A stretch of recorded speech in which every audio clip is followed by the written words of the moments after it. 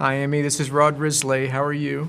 I'm good, thank you. How are you? I'm fine, thanks. Thanks so much for seeking this position of leadership in the organization. We know you're a busy person, and we're very thankful that you're willing to aspire to serve.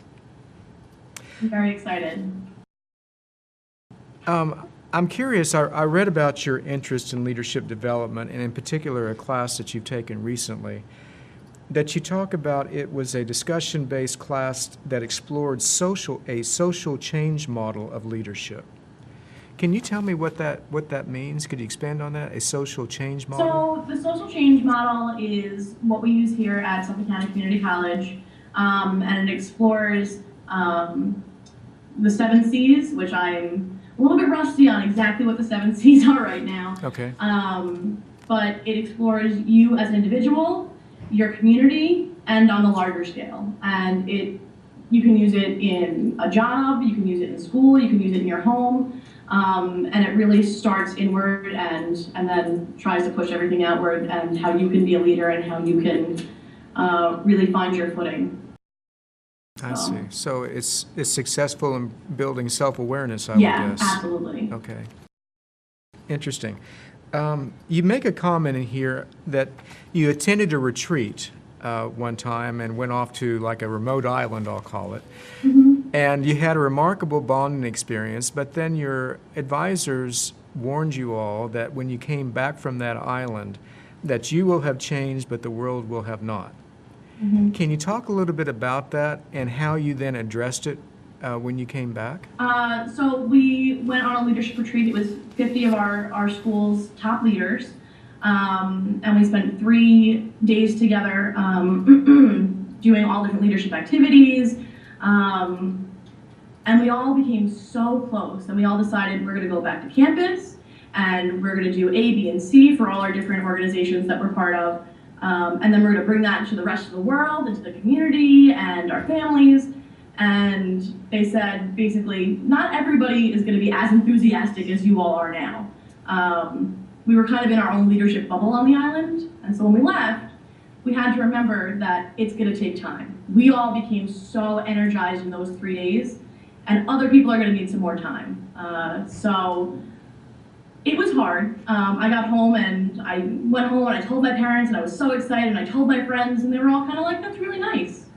And I was just like, no, this is really exciting. This is a big deal. And I got the same response. Oh, that's really nice. I'm really happy for you. So I brought it back to my chapter, that enthusiasm, and all the other students did to their organizations as well. And we started there. We started with like-minded individuals. We found the people who would be energized with us, and then we did whatever we needed to do in our organizations. So how did you maintain your enthusiasm, and how did you keep from allowing it to pull you down? I just had to make sure that I surrounded myself with the right people. Okay. That was the most important thing. Okay. We ready for the lightning round? All right. All right, here we go. You ready? Yes. Morning person or night owl? Night owl. Book or Kindle? Book. Winter Olympics or Summer Olympics? Winter Olympics. Flight or road trip? Road trip. Fiction or nonfiction? Not creative nonfiction. Okay. Franklin or Edison? Edison. Dog or cat? Dog. Letter or email? Letter, I think. Well, good for you. That seems to be a lost art. Tell me, through all your experiences, obviously you served as regional officer, you've done a lot of things. What do you think has been the most important leadership skill that you've developed as a result of those roles? There's a lot that I've learned.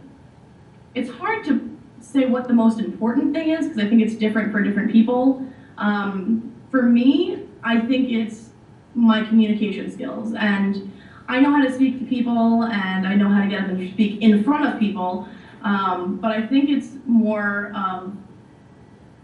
after I'm listening to them, how I can communicate to them how they can be, I guess, the best version of themselves by talking about my own experiences.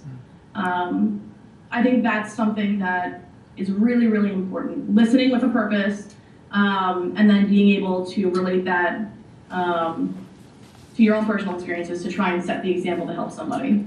Very good. Well, Amie, thank you for taking time to visit with us today. We wish you the greatest success in your campaign, and thank you once again for stepping forward. Good luck to you. Thank you very much. You bet.